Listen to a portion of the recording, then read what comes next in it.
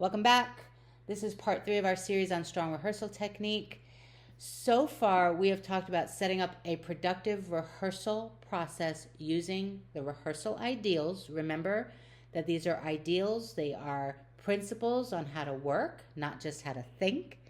We've also, in part 2, looked up how to become good detectives in our scripts, mining for the given circumstances, reacting to the world that the writer built. So now that we have those parts 1 and part 2, it's time to bring that into focus with one of the most essential elements of performance, and that is the objective.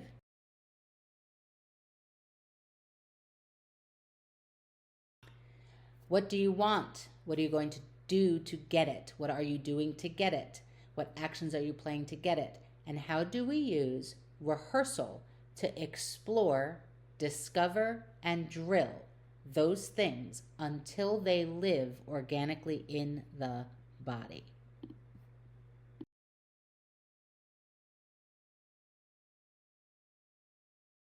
So this is something I talk about a lot in my book. Your character's objective is not a theory. So it's not something that you write at the top of your script and then you forget about, right? It's not a thesis statement. The objective is active.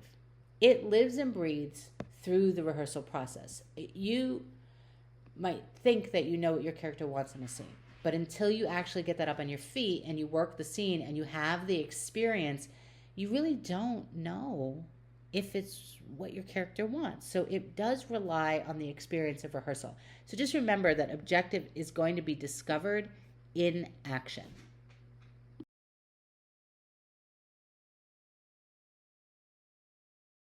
So a lot of actors often confuse objectives with feelings. We don't play feelings. We don't play emotions.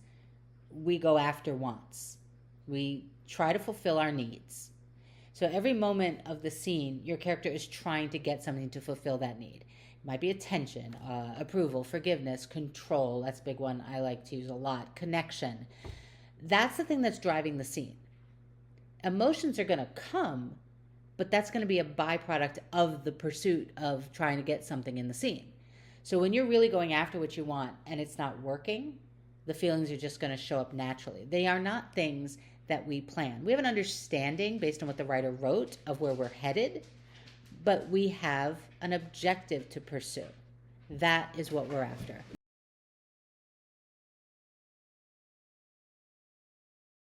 Rehearsal is your laboratory. This is where you try out actions. Actions are the tools that you use to go after what you want, to pursue your objective. They are active verbs.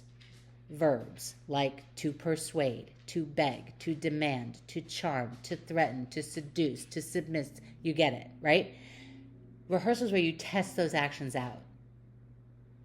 Rehearsal is where you explore. Does this action move the other person? Does it change the dynamic? What happens if I try a different action? So you don't settle on the first idea, right? You dig, you explore, you play, you discover what works, what experiences work.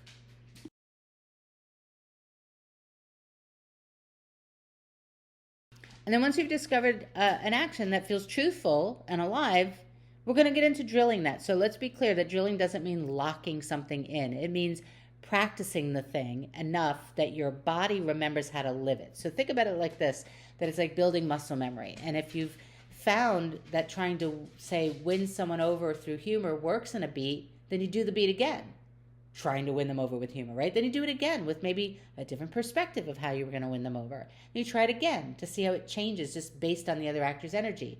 That is that exploration turning into a drill, right? Not for perfection, but for more discovery.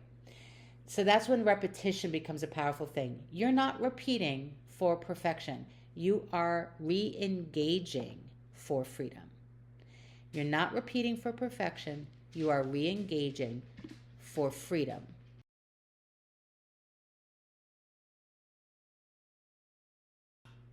A strong rehearsal technique means you're willing to adjust, not make one decision and stick to it. Because in performance, things shift even after we have it set, right? Actors shift, energy shifts, space shifts, you shift. So the actions and objectives, They have to stay alive. They have to stay awake. Rehearsal is where you train the muscle of responsiveness. Rehearsal is where you train yourself to be responsive.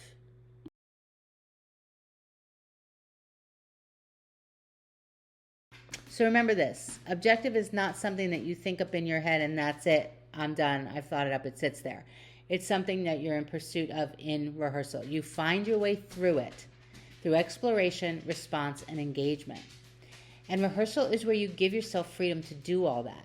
So try this, get on your feet with your scene, ask yourself, what do I want? Then ask, what am I gonna do to get what I want? And test the action out, try a different one. Drill the one that works, which remember means just letting yourself discover how each time you do that beat, you find something new. We do that physically, not in our head.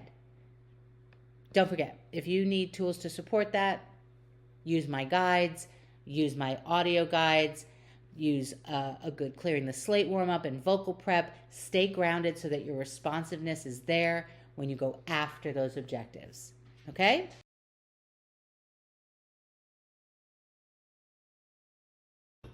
And if this helped everybody, subscribe, leave a comment, tell me what scene you're working on. I would love to hear that, how it's changing as you explore the objective.